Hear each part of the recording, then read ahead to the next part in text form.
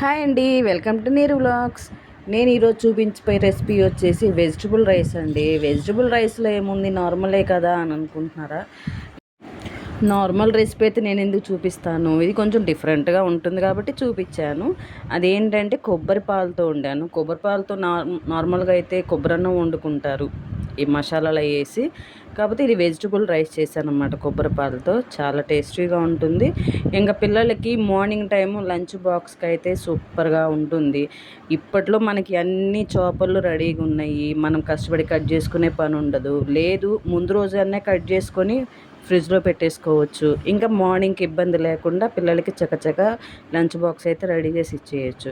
రెగ్యులర్గా అన్నము కూర కాకుండా ఇట్లా కొంచెం డిఫరెంట్గా చేసిస్తుంటే ఏంటంటే పిల్లలకు కూడా ఇంట్రెస్ట్గా ఉంటుంది, తినాలనిపిస్తూ ఉంటుంది. ఇట్లా అన్న విడిగా మనం ఇవి తినండి, ఇవి హెల్తీగా ఉంటే ఈ వెజిటబుల్స్ తినండి అంటే వాళ్ళు తినరు. సో ఇట్లా మనం టేస్టీగా డిఫరెంట్గా చేసిస్తుంటే పిల్లలు ఇంట్రెస్ట్గా తింటారు. అన్ని రకాల వెజ్జీస్ తింటున్నట్టుగా ఉంటుంది.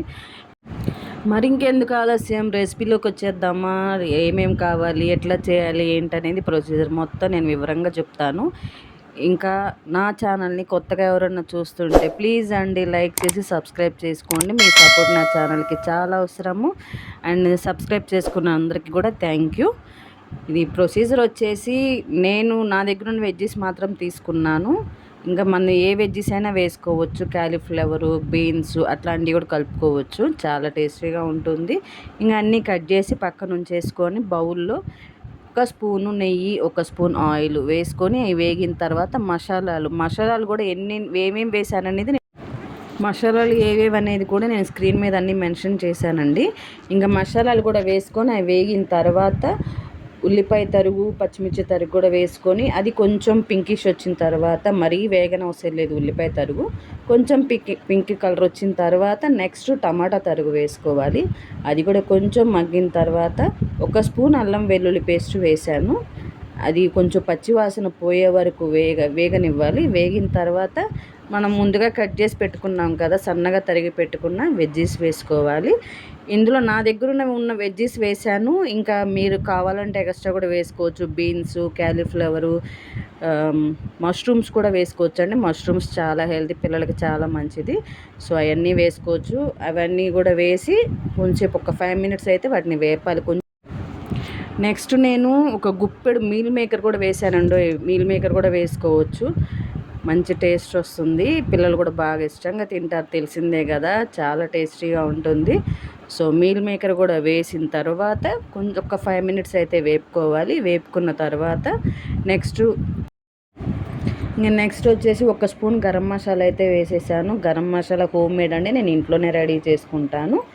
సో ఇంట్లో మసాలాలు వాడటమే బెటర్ అండి, బయట వద్దు అస్సలకి. నిల్వ ఉండటం కోసం వాళ్ళు ఏవేవో రసాయనాలు యూస్ చేస్తారు. సో బయట మసాలాలు అస్సలు వాడద్దు, పిల్లలకి అస్సలు మంచిది కాదు.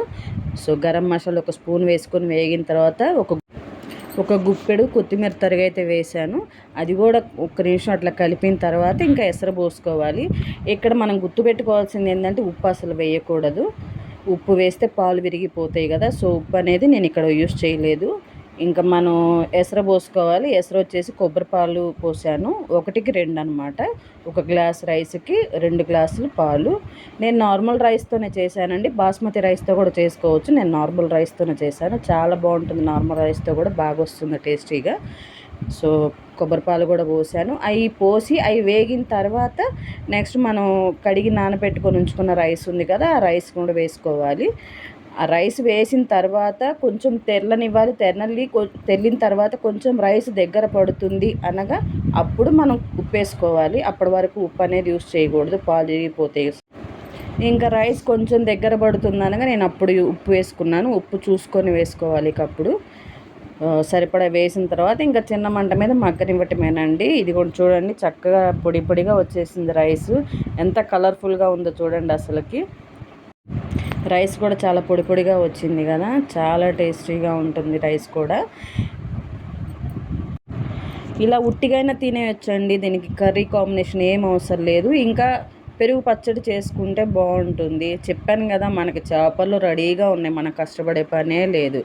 సో క్యారెట్, కొత్తిమీర, ఉల్లిపాయ, పచ్చిమిరపకాయ తరిగేసి అందులో చాప్ చేసేస్తే సరిపోతుంది, సన్నగా వచ్చేస్తున్నాయి. సో పిల్లలు ఏరి పెట్టే పని కూడా లేదనమాట. పెరుగు పచ్చళ్ళు ఇవి ఉంటే ఒప్పుకోరు అనమాట. మా పిల్లలైతే అసలు తినరు. ఇట్లా సన్నగా తరిగి వేస్తే ఇంకా వాళ్ళు వద్దనకుండా చక్కగా ఇట్లయితే బాగుంది మమ్మీ అనేసి తింటుంటారు. సో ఇట్లా సన్నగా తరిగేసి పెరుగు పచ్చడి చేస్తే ఇంకా కాంబినేషన్ అనేది ఇంకా ఏం అవసరం లేదు, కర్రీ అవసరం లేదు, ఏం అవసరం లేదు. పిల్లలకి లంచ్ బాక్స్కి మంచిగా పర్ఫెక్ట్ రెసిపీ ఇది. మనకైనా సరే రెగ్యులర్గా కర్రీస్ రైస్ కాకుండా ఇట్లా చేసుకున్నామంటే చాలా టేస్టీగా ఉంటుంది. నా ఈ వీడియో కనుక మీకు నచ్చితే ప్లీజ్ అండి ఒక లైక్ ఇచ్చేసుకొని సబ్స్క్రైబ్ చేసేసుకోండి, అందరికీ షేర్ చేసేసేయండి. రేపు మరొక వీడియోతో కలుస్తాను.